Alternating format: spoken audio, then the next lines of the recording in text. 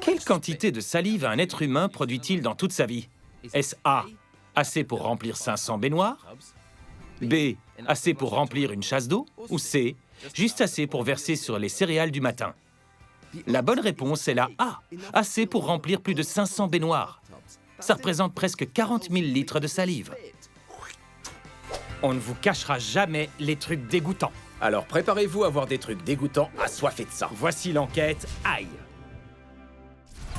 Ceci est une sangsue, une espèce de ver. Alors que nous n'avons qu'un cerveau, la sangsue en a 32. Alors que nous avons 32 dents, la sangsue en a 125. Elle se nourrit essentiellement de sang. En ce moment même, je lui fournis son déjeuner. Le temps qu'elle passe sur mon bras, elle va absorber mon sang à hauteur de 5 fois son poids. C'est un peu comme si moi, je mangeais une petite vache, sabots, cornes et tout le reste compris. Donc ce sont des goinfres. C'est dégoûtant. Ces créatures peuvent en fait sauver des vies rien qu'en suçant notre sang. Pour boire, cette sangsue m'a mordu et sa salive va atteindre mes veines et y diffuser une substance chimique qui va fluidifier mon sang et l'empêcher de coaguler. C'est cette caractéristique de pouvoir fluidifier le sang que les chirurgiens utilisent en médecine moderne. Imaginons que vous vous coupiez le bout du doigt. Un chirurgien peut encore recoudre le doigt, mais si des caillots de sang se forment à l'intérieur du bout du doigt coupé, le sang frais ne pourra plus entrer et il tombera. Cependant, ce que les docteurs peuvent faire, c'est attacher une sangsue au bout du doigt et les mêmes substances chimiques qui permettent au sang de circuler dans la sangsue sur mon bras dissoudront le caillot et aideront le sang frais à circuler dans le bout du doigt recousu.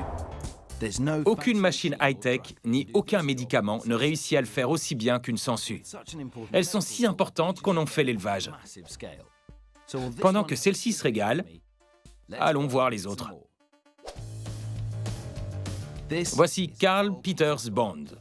C'est un roi de l'élevage de sangsues. Il en a 30 000 dans ses cuves actuellement.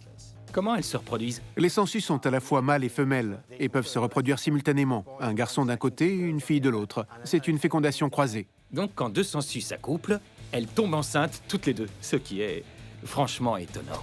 Regardez leur bébé. Voici un nid de sangsue. Lorsque la sangsue pond ses œufs, ça fait comme un petit cocon blanc. C'est spongieux. Donc, ce sont les sangsues qui les ont fabriquées et on peut voir l'espace vide en haut, mais aussi les sangsues qui se trouvent en bas. Je vais ouvrir la capsule. Ça grouille de sangsues. C'est le pire œuf surprise du monde, hein? Oui.